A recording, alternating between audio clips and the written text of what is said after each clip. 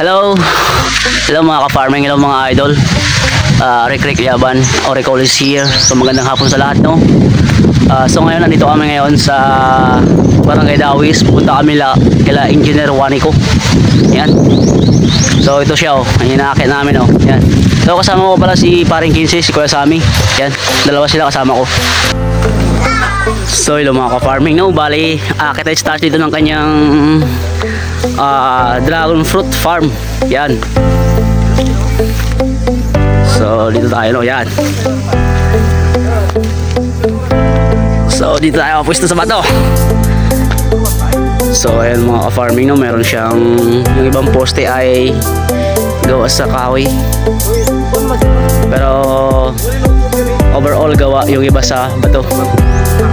Ayan. So ayan si Engineer, yung may-ari,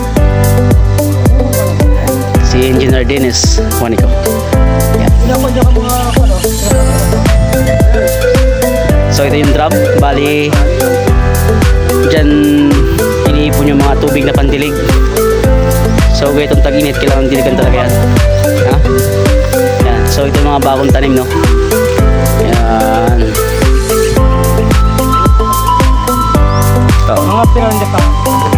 So yun pala sa taas meron din tangke ng tubig. Bali yung tangke ng tubig na yan, yan ang ginagawa nyo lang papunta dito. Yan, may tubo siya papunta dito. Yan, dyan kinukuha yung pandilig. Ito siya. Yan, yung area ni ni Engineer. Malapad yun ang bahay niya, yung pulang bubong. Bali ito, palibot. Yan. So doon sa taas, bali layer ng mga manok doon. Yan, o. Yan. Yan. Ayos.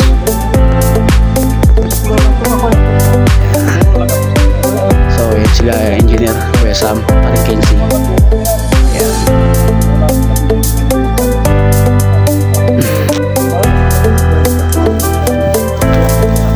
Tapos yun sa bilo ko lang kami niya kita. May na. Sa kanya ang kalimutan dapat nakatutok to eh. Kami bili ko isa nagkamagkano mo siguro.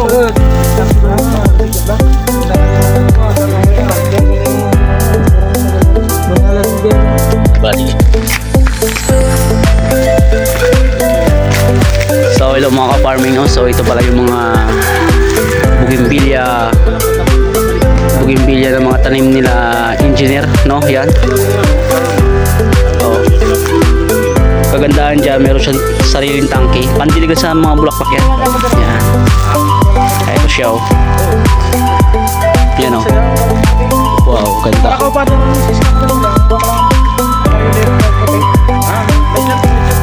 Wow. So yan. So dito tayo. Tatay dito. Yan. So yan siya, oh. Yan.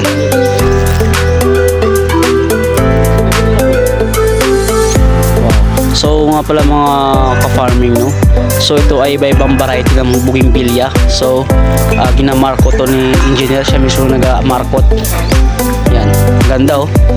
So dito sa kabila naman ay mayroon siyang mga, ano ang tawag dito? Basta nakuha yan sa tabing dagat. Yan. So dun sa unahan meron siyang mga orchids. So ito yung palibot, oh. Yan, oh, mga ka-farming. Yan. So may drum. Bali yung galing sa tangke doon, yan tangke niya. So may hose siya mapunta dyan. Tapos dyan kinukuha yung pandilig sa mga bonsai ng bougainvillea. So tingnan nyo naman, oh, kagaganda. Palalaki pa yung iba, oh. Yan. So mga ka-farm, so bali nga mga ka-farming, no? Ito pala yung bahay ni Engineer. Ayan, oh. Yan. Ganda, oh. So mga ka-farming, so hanggang dito na lang siguro yung video ito. So maraming salamat, no? Yan. Thank you at God bless sa lahat. Yan. Shoutout kay Engineer Dennis Juanico. Yan, siya may-ari nito. Yan. Thank you so much, Engineer, sa pagpayag na ipag-vlog ko tong iyong